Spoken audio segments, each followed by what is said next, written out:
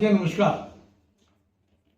हिंदुस्तान के अंदर एक प्रथा है कि शादी से पहले लड़के लड़की के गुण या जन्मपत्री को मिलाया जाता है और उसके हिसाब से शादी कर दी जाती है।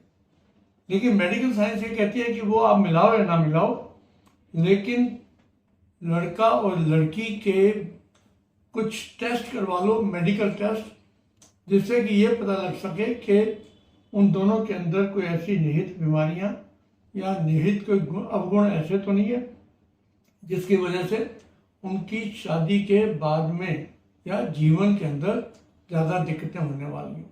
आज हम इसकी बात करेंगे कि आप वो करवाते रहो, लेकिन कुछ टेस्ट जो हैं मैं आपको जो बताने वाला हूं उनको जरूर करवा दीजिए। सबसे पहले तो बेसिक टेस्ट है जिसको कंप्लीट ब्लड काउंट या ब्लड पिक्चर बोलते हैं, जिससे पता लगता है कि हीमोग्लोबिन कितना है।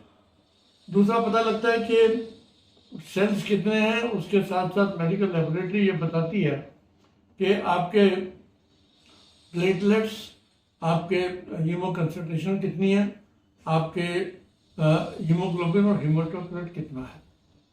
फिर एक जेनेटिक टेस्टिंग आज की तारीख में भारत के अंदर भी चालू हो चुकी है। ये एक प्रोएक्टिव स्क्रीनिंग है। ये कई बीमारियों के रिस्क से हमें अवगत कराती है, डिटेक्शन करती है। और वो जेनेटिक डिसऑर्डर्स के अंदर हम बात करें तो एक कुछ कैरियर्स होते हैं। मान लो एक बीमारी ऐसी है जो मुझे नहीं है, लेकिन आई में भी एक कैरियर जो कि मेरे माता पिता से मेरे थ्रू पास हो रही है। तो ये कुछ बीमारियां हैं, जेनेटिक डिसऑर्डर, जो कि आगे बच्चों को ना पहुंचे, इसके लिए भी ये बहुत आवश्यक है। हीमोफीलिया उसमें से एक बीमारी मानी गई है। ब्लड ग्रुप और आरएच कंपेटिबिलिटी, आपने देखा होगा जब शादी के बाद डिलीवरी होती है तो दोनों का ब्लड ग्रुप मैच किया जाता है, हस्बैंड वाइफ का।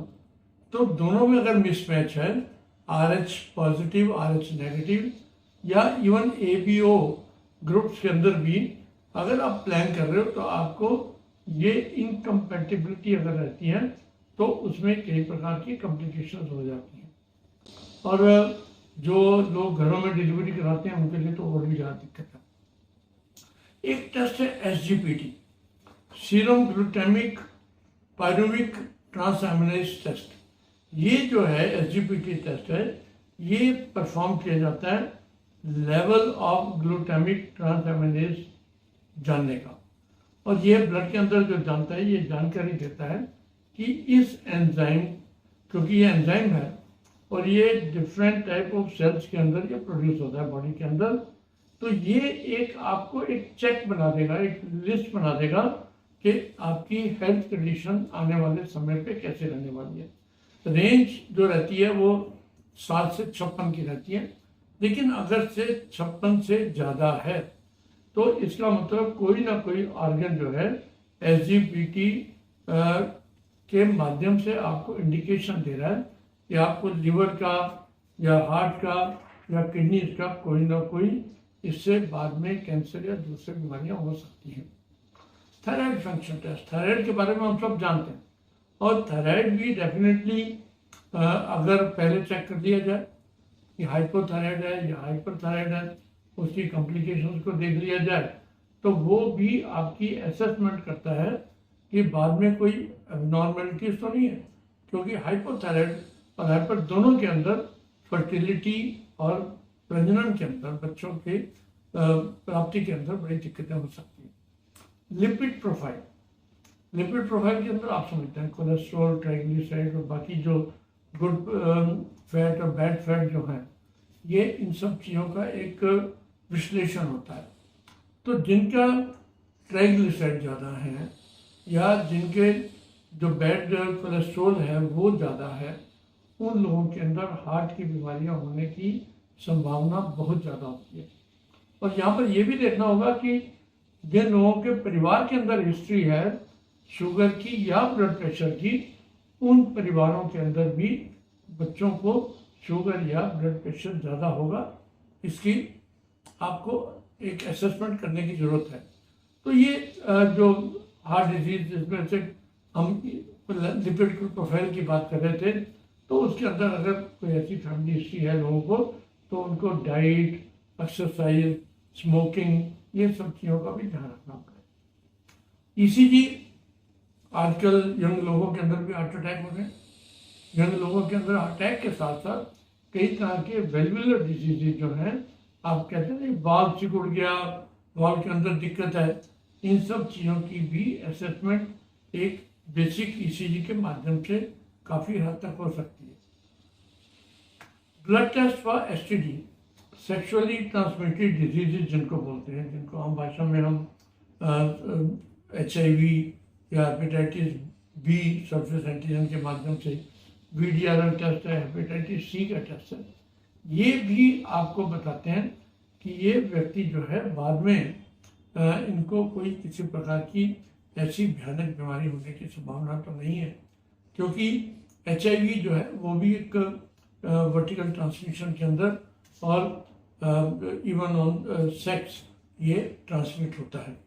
सीमन एनालिसिस का बहुत बड़ा योग है। लेट मैरिजेस होती हैं, 35-40 साल के लोग शादी कर रहे हैं, और जैसे एज बढ़ती है आपकी सीमन की जो गुणवत्ता है उसके ऊपर फर्क पड़ता है। और जब फर्क पड़ता है तो इसीलिए आप देखते हैं कि IVF सेंटर इतने ज़्यादा खुल गए, जो जहाँ पर आपको आर्टिफिशियल एक रिप्रोडक्टिव मीन्स के माध्यम से बच्चे कराए जाते हैं। तो ये जो स्पर्मेटोग्राम है, ये आपको इवेलुएट करेगा कि आपके उस लड़के के सीमन के अंदर कोई ऐसी दिक्कत तो नहीं है, नंबर काउंट ठीक है कि नहीं है, उसमें इन्फेक्शन के चांस है कि नहीं है, ताकि वो बाद में प्रेगनेंसी और बाद में कई चीज़ों के अंदर दिक्कत ना कर पाए। मेंटल हेल्थ स्टेटस एक बहुत बड़ी चीज़ है। हर पेरेंट तो अपने बच्चों को कहते हैं मेरा बच्चा ठीक है, लेकिन कई बच्चों को आप देखते होंगे बड़ा वियर्ड सा उनका बिहेवियर होता है। उनको अंदर जो होते हैं कई प्रकार के स्किज़ोफ्रेनिया, पैरानॉइड्स, बाइपोलर डिसऑर्डर्स जो हैं, और फैमिली ट्रॉमा जो होता है उसकी वजह से कई लड़के लड़कियों में उस उम्र के अंदर एडोलसेंट हेल्थ के बाद के जो इश्यूज हैं वो भी एक एनालाइज करने की बात है। इसी प्रकार की डायबिटीज़, मैंने आपसे पहले बात की कि शुगर के जो जिन लोगों की फैमिलीज के अंदर शुगर है उनके बच्चों में आएगी जरूर, चाहे लेट हम डिले कर सकते हैं, पोस्टपोन कर सकते हैं, लेकिन आप ये मान के चलिए कि जिन पेरेंट्स को डायबिटीज़ है उनके बच्चों को डायबिटीज़ होना के काफ़ी ज़्यादा चांसेस हैं, तो उसकी प्रिकॉशंस ली जा सकती है, उसको पोस्टपोन भी किया जा सकता है।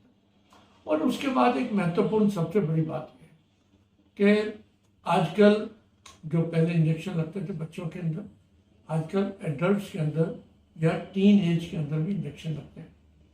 यहाँ पर मैं ह्यूमन पेपिलोमा वायरस की बात करूँगा, जो कि कई प्रकार के कैंसर्स और वार्ड्स जो है लड़कियों में, इवन लड़कों के अंदर भी इसकी वजह से, इन्फेक्शंस की वजह से कई प्रकार के कैंसर हो जाते हैं।